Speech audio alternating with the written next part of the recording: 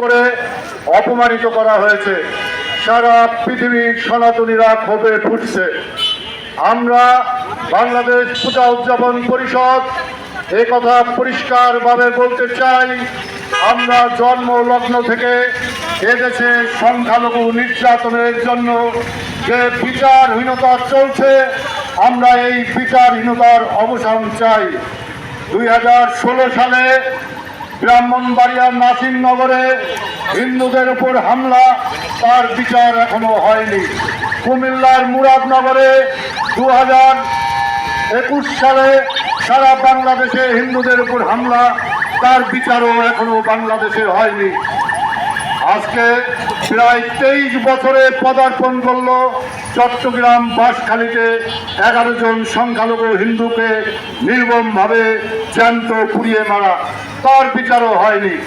আমরা সরকারের কাছে দাবি জানাতে চাই, আমরা এই বিচারহীনতার থেকে মুক্তি চাই।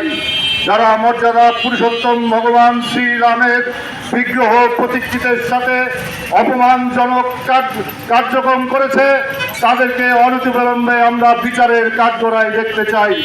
সারা বাংলাদেশে গত 5ই আগস্টের পর যত মন্দির উপাসনালয় বিগ্রহ ভাঙচুর হয়েছে, প্রত্যেকটার বিচার দেখতে চাই। আমরা এই বিচারহীনতার অবসান চাই। বাংলাদেশ পূজা উদযাপন পরিষদ সারা বাংলাদেশের সংখ্যালঘু নির্যাতনের প্রতিবাদ করে এবং বিচার চায়।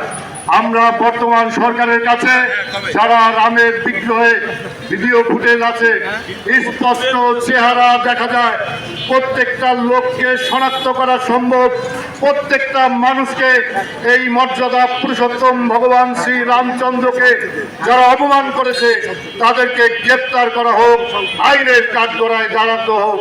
আজকে ফরিদপুর প্রেস ক্লাব সহ সারা বাংলাদেশের প্রত্যেকটা জেলা শহর, রাজধানী ঢাকা, চট্টগ্রাম, কুমিল্লা, রংপুর, দিনাজপুর সহ প্রত্যেকটা শহরে আজকের এই ভগবান পুরুষোত্তম রামের অপমানের প্রতিবাদ হচ্ছে।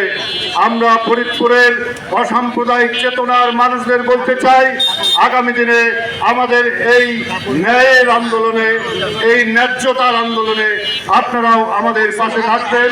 সবাইকে আরেকবার ধন্যবাদ জানিয়ে আমাদের রামচন্দ্রের অবমাননা মানি না, মানব না। রামচন্দ্রের অবমাননা